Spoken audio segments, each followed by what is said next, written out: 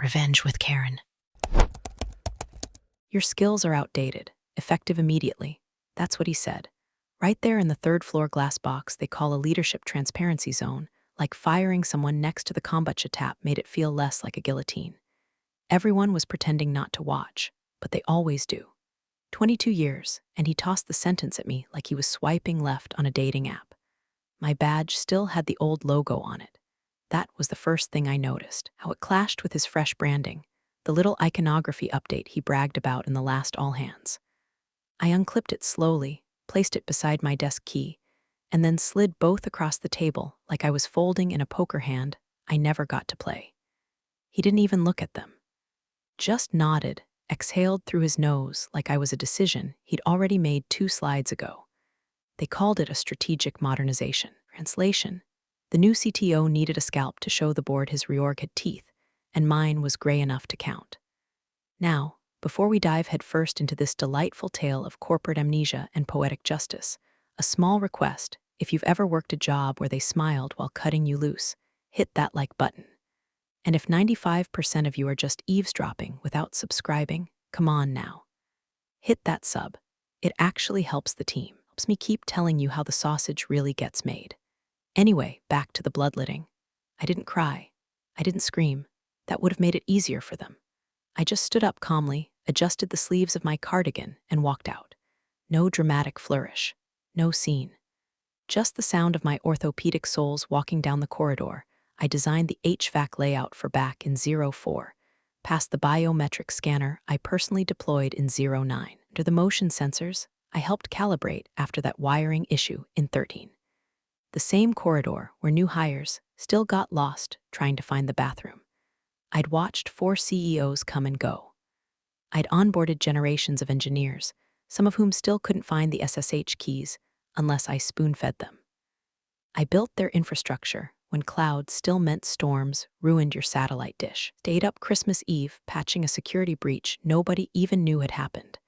Had my name scrubbed off a dozen projects because someone higher up needed a promotion. But none of that matters when the new guy wants to sunset legacy systems. And apparently, that includes me. I sat in my car in the parking lot for about 20 minutes. No tears, just silence. The kind that comes after a long scream you never let out. I watched as the glass box above me swallowed another poor soul for their weekly performance review, wondering how many more were going to get streamlined before this guy figured out that buzzwords don't keep systems running. I drove home the long way, through side streets, past the faded warehouses and half-gentrified districts that used to hold the city's bones. At a red light, I thought about the dual-auth chains, about the transition protocols I'd built, about the names no one ever bothered to replace in the system registry. Not out of malice, just laziness. I didn't design the architecture to be cryptic. I designed it to be safe, resilient, to require verification and deliberate handoff. Because real infrastructure isn't magic. It's responsibility in code form. And I wasn't mad they let me go. I was just surprised no one asked what would happen if no one replaced the architect. And I knew no one had. I poured a glass of red, not the fancy stuff, just something that could sit quiet in the background while I ran diagnostics. Old habit. I always debug better with a glass in one hand and Miles Davis in the other. The house was still, except for the occasional hum of the fridge trying its best and the faint clicking of the furnace turning over. I hadn't touched this machine in months, my old laptop, when I kept disconnected from the company VPN ever since they started requiring biometric logins for internal notes. I wasn't being paranoid. I was being old school, booted it up, logged in with muscle memory, and there it was. My local dev sandbox. A little messy, sure, some deprecated libraries, some half-finished notes, but underneath that, the spine. The documentation I'd built in parallel to the system itself. Not for them. For me, because you can't count on people to remember what you did right until something goes wrong. The first file I opened was labeled ScrapDoc, short for System Keychain Relay Authentication Protocol. Inside, the entire layout of how identity propagated through the core services, dual auth paths, token validation decay, obsolete if you know what you're doing, lethal if you think logging in as admin solves everything. Every microservice, every handshake, every time-based certificate, it all originated from the early assumptions I wrote during a 3-day caffeine fugue 15 years ago. We didn't have Kubernetes back then. Just Dana, one server, and a whiteboard with marker stains that still live under the new CTO's growth mindset mural. I opened the failsafe directory next. Encrypted, obviously. Took me a few minutes to remember the salt string I'd used. Turns out it was Yormum69, which felt juvenile and now mildly hilarious in a cosmic way. Inside that directory, backup tokens, hashed passkeys, a Deadman switch trigger for deprecated services, all inactive, all still tied to my ID. I wasn't in the system anymore, not officially. My admin access was revoked the moment I was shown the door, but revoking an account doesn't erase its fingerprints. I didn't need to touch anything, just wanted to see if anyone had even tried to patch the void. Spoiler, they hadn't. In the metadata chain for our production authentication flow, the system architect role was still listed as Dana K. Not vacant, not transferred, not even archived, just there, waiting, as if I'd never left, which made sense in a twisted way. When you build something to be invisible until broken, people tend to forget it exists. Until they're standing in the ruins asking, wait, who set this up? I leaned back, sipping my wine, and stared at the blinking cursor on an old terminal window. I ran a few local simulations, mocked the failover behavior of one of our most sensitive internal APIs. Sure enough, it crashed beautifully without the correct signature, mine. The system didn't know I was gone. It was just waiting for the next hand to press the right buttons in the right order. And that hand didn't exist. No one had asked for transition. No one had filed a formal reassignment. No one even requested the decryption keys for my last round of container sign-offs. They'd walked me out with a smile and assumed the system would magically absorb the change. But architecture isn't a potted plant. You don't just water it and hope for the best. It's a living thing, and right now, they'd cut its nervous system. I closed the lid and stared into the dark for a while. Wasn't angry anymore. Anger's what you feel when there's still hope. This was something different, something colder. I'd spent 2 decades building the spine of a thing I knew would outlive me, and now I realized they'd throw me out without even bothering to see if the body could stand without it. And that's when I knew something they didn't. I didn't need to do a damn thing. They'd already set the fire. All I had to do was wait for the smoke. The thing about engineers, they're problem solvers. Till they're forced to solve problems they don't understand. That's when the real circus starts. 2 weeks after my sunsetting, the modernization initiative launched like a wet firework.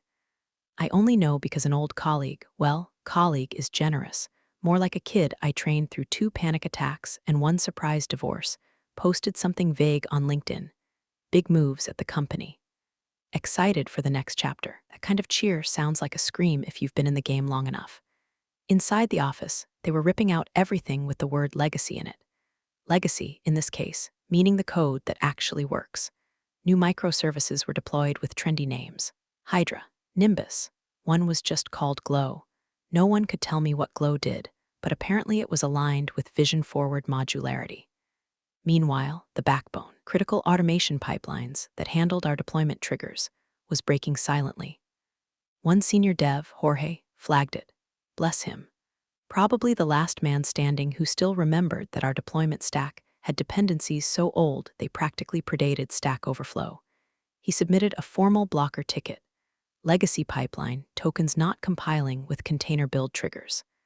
Suspect handshake, mismatch in Jenkins runner was code for nothing works and I'm too afraid to say so in a meeting. The CTO dismissed it in Slack with a thumbs up emoji and a message. Keep pushing, trust the refactor. Refactor my ass.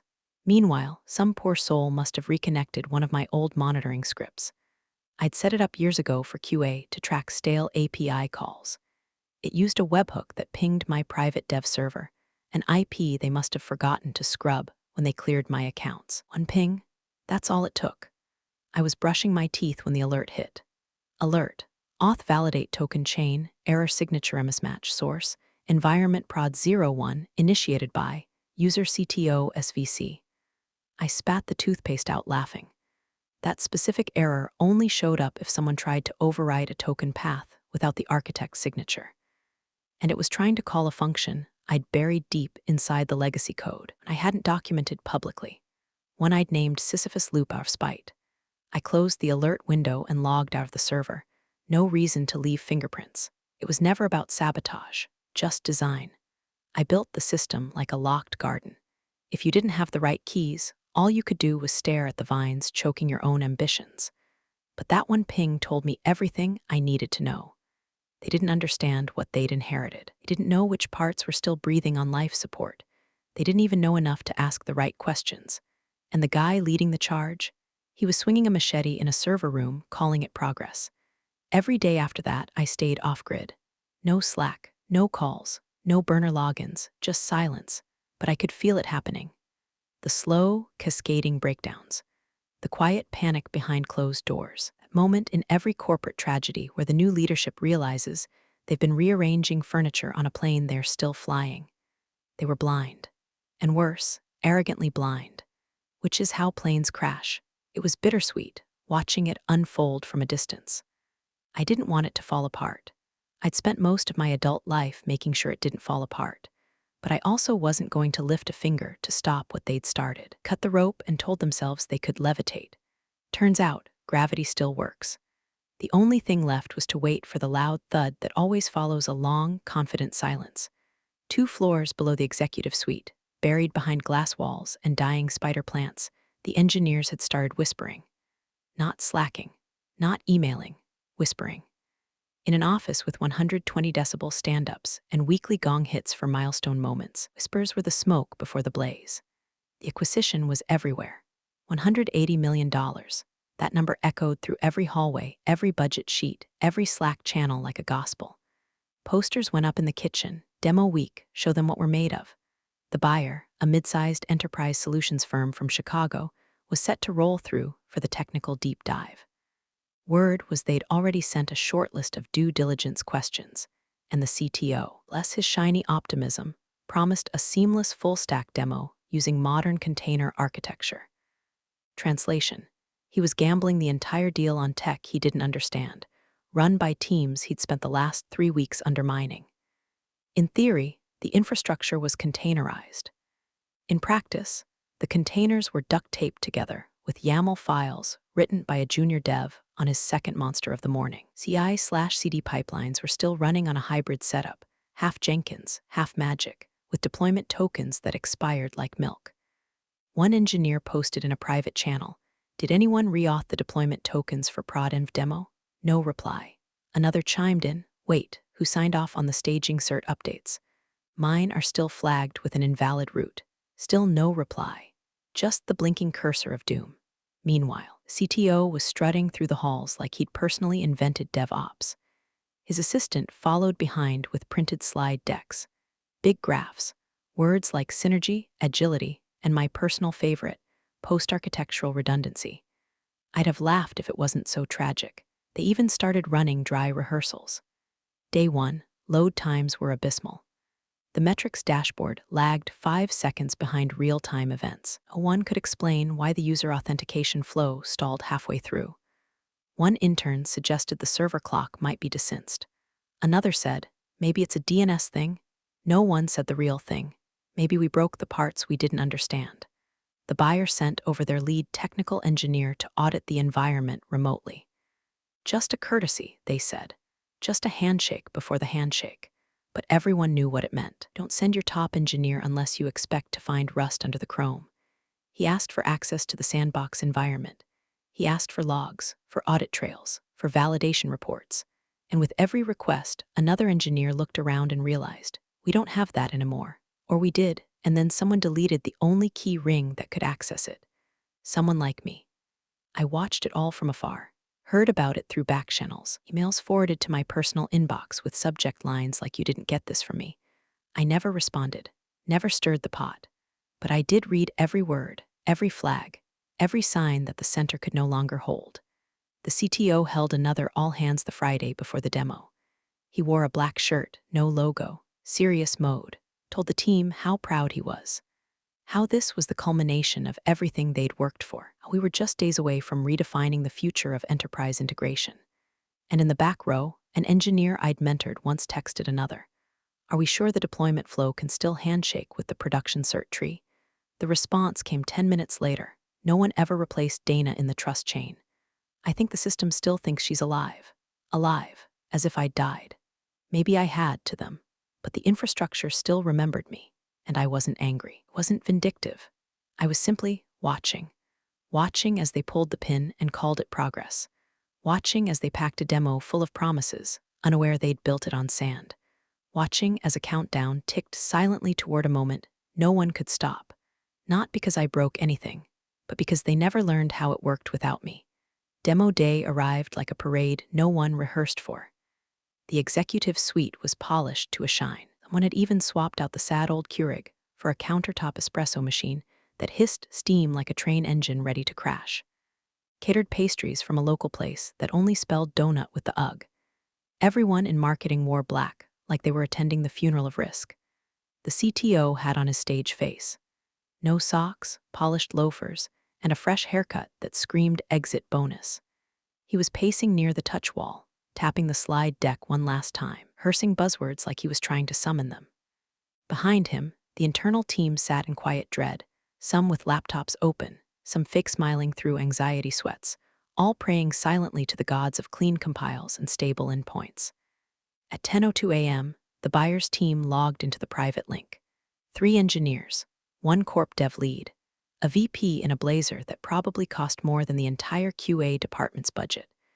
They nodded, smiled, sipped coffee. The CTO clicked begin presentation, and then nothing. No dashboard, no interactive user flow. Just a flicker, a pause, and then error. 500 internal server error auth service. Token validation failed user gateway.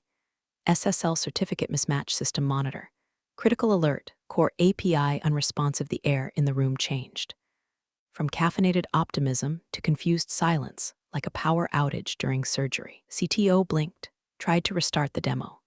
Cycled the dashboard container, reloaded the tab, still nothing.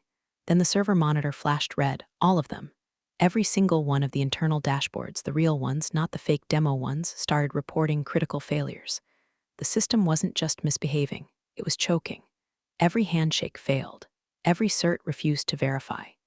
Services didn't cascade, they collapsed, like dominoes made of wet cardboard. Backend error logs scrolled like the credits to a bad movie. A horror film, really. One where the killer's name was unresolved key signature.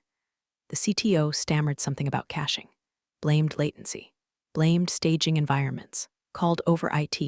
IT looked like they'd rather be shot into space. Then, in a house in the suburbs, several miles away, my phone buzzed. A single-line alert from a fail-safe script I'd written over a decade ago.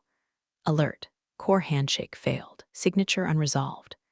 That message only appears when the system is trying to complete a trusted transition path that no longer exists, or more specifically, when it's looking for me. I stared at it for a second, just 1 second, no smirk, no laughter, just quiet. Then I silenced the phone. I didn't gloat. It wasn't joy. It was inevitability. I never booby-trapped anything, never sabotaged a single system. Everything failed exactly how it was supposed to fail, safely, securely, and with zero tolerance for unverified access. That wasn't sabotage. That was design. A design no one ever took the time to inherit. I imagined the CTO's face turning that peculiar shade of executive panic, somewhere between red wine and bad seafood. I pictured him swiping open a Slack thread while 20 people behind him Googled rollback hotfix without rollback. Somewhere, someone was probably rebooting a server manually, as if that ever solved anything. The buyer's engineers weren't saying much. They didn't have to. Their screens told them everything. Failed services, API timeouts, trust chains broken mid-handshake. The kind of errors that say, this house has no foundation. And the best part, no one could blame me. I wasn't on the payroll. I wasn't in the room. I wasn't even in the system. I was just a ghost the machine still remembered and refused to forget. That's the thing about infrastructure. When you build it right, it doesn't scream when you leave. It just waits. And when the wrong hands touch it, it shuts the whole thing down. The silence that followed wasn't the normal kind. It was the kind that makes a room feel like it's shrinking. You could hear the HVAC sputtering through the vents and the faint buzz of fluorescent lighting that had no right to be that loud. The buyer's engineer, older guy, thick glasses, no-nonsense haircut, tilted his head at the error logs blinking on the screen. He didn't look angry. He looked puzzled, like a mechanic popping a hood and finding shredded wires where an engine should be.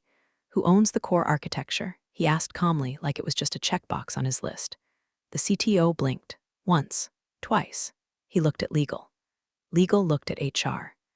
HR looked like she'd just been asked to explain quantum physics using a scented marker and a napkin. Someone handed Legal a printed org chart. It was 4 pages of glossy color-coded nothing. Boxes with names, arrows with job titles, strategic overlays, circles labeled ownership clusters, a beautifully designed map of nowhere. They flipped through it slowly. Nothing. The system architecture node had a note under it, TBD role under restructuring. One of the buyer's engineers leaned forward slightly, squinting at the screen.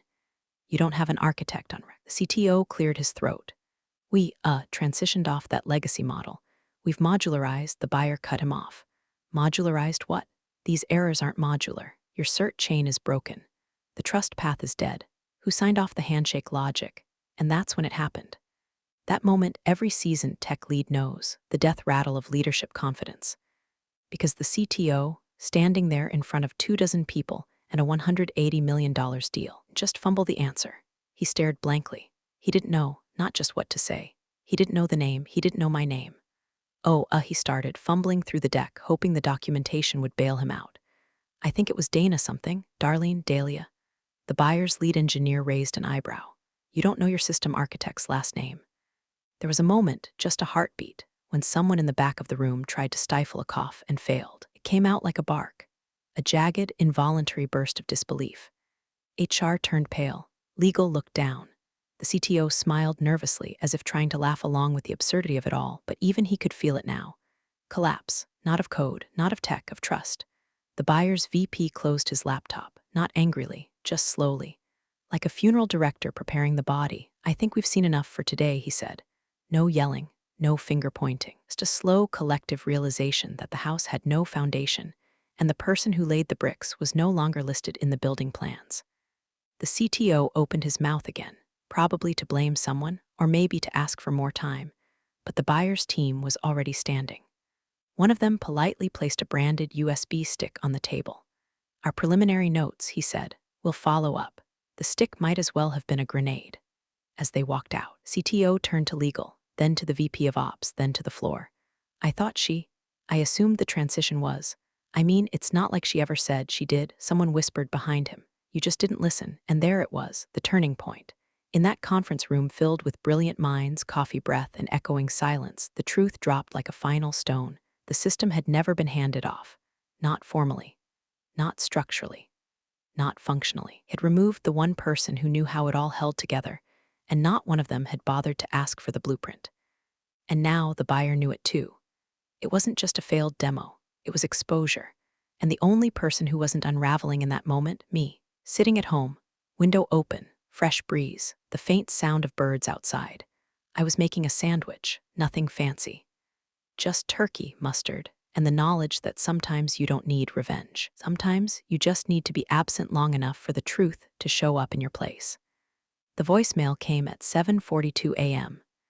Sandwiched between a robocall from someone trying to sell me solar panels and a calendar alert reminding me to cancel an old gym membership I hadn't used since they switched the water pressure in the showers. The voice was clipped, composed, vibrating underneath with the kind of forced neutrality you only hear from people trying not to panic. Hi, Dana. This is Marissa Bell, liaison for the board. There's been a situation. We'd appreciate a chance to speak with you. Privately, please call back at your earliest convenience. She didn't specify what kind of situation. Didn't have to.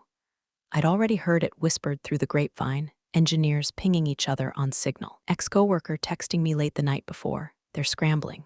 Demo tanked. CTO nearly cried. I didn't respond, not yet. Instead, I brewed a fresh pot of coffee, buttered a slice of toast like it was a luxury event, and sat in the kitchen, letting the voicemail repeat twice. Just listening to her tone. Calculating the difference between cordial and desperate. It was desperation, gift-wrapped in professionalism. Then I opened my old folder I hadn't touched since the day they walked me out. Inside it sat the one thing they didn't know I still had, the full transition guide. It wasn't some revenge file.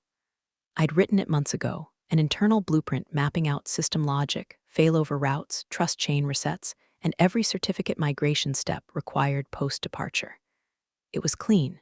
It was annotated. It was never requested. They thought a system could be inherited like an office chair, rolled into someone else's corner and expected to function. But this wasn't furniture. This was architecture, and I was the last one who knew where all the load-bearing beams were. I called Marissa back at noon, let her sweat the morning. She answered on the second ring. "Dana, thank you so much for calling. I'll meet," I said, "but not at your office." I picked the location, and my counsel will be present. A pause, just long enough to register surprise. "Of course, whatever you're comfortable with." "I'm very comfortable. That's why I'm setting the terms." Another pause, then a subdued "understood." We scheduled the meeting for the next morning. A quiet corner suite in a law firm downtown, not the one I usually used, but one with glass walls and an intimidating view. Not for intimidation's sake, just to be clear about the difference between me needing a favor and me granting one. I wore a charcoal blazer, not power dressing. Just precise. Walked in 10 minutes early. My attorney, Emily, was already there, tablet out, hair in a no-nonsense bun that somehow made her look like she'd been born in a deposition. Marissa arrived alone. She was polite, apologetic even, but careful with her words. There was confusion around the system architecture. Some redundancies failed to engage. The board would very much like your insight on what might have gone wrong. She avoided saying catastrophic, probably instructed by legal not to admit fault. Smart, I let her finish. Then opened my portfolio, laid the transition guide on the table, and slid it toward her. She looked at it like it might explode. "This outlines the formal handoff procedures that were never initiated," I said. "The chain of custody, signature key requirements, deprecated cert retirement, everything.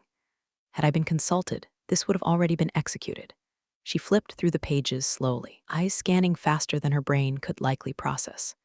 "Dana, the board would like to offer you a consulting retainer to help restore stability. We're prepared to compensate you accordingly, generously." "I'm not interested." She blinked. "Not even for a temporary contract?" I shook my head. "I'm not interested in cleaning up someone else's mess. What I am interested in is clarity, respect, ownership. The next time someone builds their house on a foundation I laid, expect the plaque to have my name on it." Marissa nodded slowly, like she was swallowing a truth that tasted worse than expected. "I understand." "Good. Then you also understand that I'm not here to punish anyone. I'm here to close a loop that you left open." I left the guide with her, not out of mercy, not out of pride, just because it was mine to give and no one else's to claim. As we left the firm, Emily glanced sideways at me and said, "Really could have charged them." I shrugged. That would have made it a transaction. I needed it to be a correction. Behind us, the board's liaison sat in silence, staring at the document like it had rewritten history. And in a way, it had. The board rented a neutral site for the meeting. Not the company's glass fortress, not some swanky hotel lounge, but a quiet, understated law office in Midtown, one with frosted windows, soundproof walls, enough corporate neutrality to say, "Let's pretend we never met." They didn't invite the CTO. That was clear from the empty seat with a nameplate flipped face down. A silent admission of failure. He'd been the architect of their unraveling, and now they needed the actual architect to sew the structure back together. They didn't say it like that, of course. They dressed it in committee speak: strategic recovery, core resilience advisory, temporary reintegration. Words that meant we screwed up and you're the only one who can unscrew it. There were 6 of them, 1 lawyer, 1 operations VP, 4 board members in tailored suits and expensive silence. They didn't offer coffee, probably too afraid I'd interpret it as transactional. I brought a small manila envelope and a black USB drive. No fanfare. No dramatic reveal. Just the truth, in clean folders and labeled schemas, was the digital version of handing someone their house keys after they locked themselves out mid-shower. "This contains the original system map," I said, placing the flash drive gently in the center of the table. "It includes all documented transitions, architecture annotations, credential transfer protocols, and certificate expiration timelines. Everything your CTO could have asked for. Everything he chose to ignore." The operations VP shifted uncomfortably in his chair. One of the board members cleared his throat like he'd swallowed regret the wrong way. "It's very thorough," he said, opening the laptop in front of him to check the contents. The folders were named plainly: /auth chain root, /cert rotation 2023, /transition guide final. No cute names. No hidden zingers. I wasn't here to gloat. "You'll find a README file," I continued, with annotations for each service's shutdown path and dependency matrix. If you follow the migration order, your systems will stabilize in under 72 hours. If you skip steps again, I paused. Well, you've seen what happens. There was no sarcasm in my voice, no bitterness. Just facts laid bare like blueprints before a storm. The oldest board member, white beard, tired eyes, finally leaned forward. We owe you an apology. No, I said calmly. Owe your employees an apology. You owe your buyers transparency. What you owe me is recognition. He nodded slowly. Fair. There was a long beat. Then the woman from legal adjusted her glasses. We'd like to formally offer you a consulting retainer, executive level. Flexible terms. Generous compensation. Your discretion on scope. I didn't laugh, didn't smirk. I just smiled once, soft and final. I decline. She blinked. May I ask why? Because I'm not here to clean up your disaster. I came to prove I never caused it. Another silence. But this one wasn't awkward, it was respectful. Heavy with the realization that this wasn't a negotiation anymore. It was a reckoning. I stood. They didn't stop me. The old man offered his hand. I shook it. His grip was firm but hesitant, like he knew he was shaking hands with the person who had every right to sink them, but chose not to. As I walked out, I passed the flipped nameplate again. I paused, turned it over. His name still burned my eyes, 5 letters and a linked-in certified disaster. I tucked the card into my coat pocket, not as a trophy, as a reminder. They let him erase me from their diagrams, but they had to come back to me to make the system whole. Control isn't about shouting. It's about knowing when the silence speaks louder. The second demo happened 3 days later. No banners this time. No quasas shaped like the company logo. Just muted suits and cautious optimism, like a prom that got rescheduled after a fire in the gymnasium. The buyer's team rejoined the call, same lead engineer, same VP, same unreadable expressions. But now they moved slower, asked fewer questions. They were waiting to see if the machine could run without bleeding. This time, it did. The dashboards loaded instantly. Metrics pulled clean. Auth tokens handshook like old friends reunited. The buyer's lead engineer tapped a few keys, ran a simulated failover, and watched the system self-correct without a hiccup. He smiled, not out of excitement, but out of respect. This is what we expected the first time, he said. Not to the CTO, he wasn't there anymore, but to the room. It's very disciplined. No one spoke the name behind that discipline. They didn't have to. Board issued a statement 2 hours later. Dry, legal, but pointed in all the right ways. We acknowledge an oversight in transition protocol and formally reinstate Dana Keller's authorship and architectural credit across all relevant documentation. We thank her for her foundational contributions and commitment to system integrity. No apology, just acknowledgement. That's all I ever wanted. The CTO resigned for health reasons later that night. It is, he tried to spin it as burnout. Someone else said he was going to pursue passion projects. His email bounced by morning, so did his Slack. The company scrubbed his name from the homepage before lunch, like he'd never existed.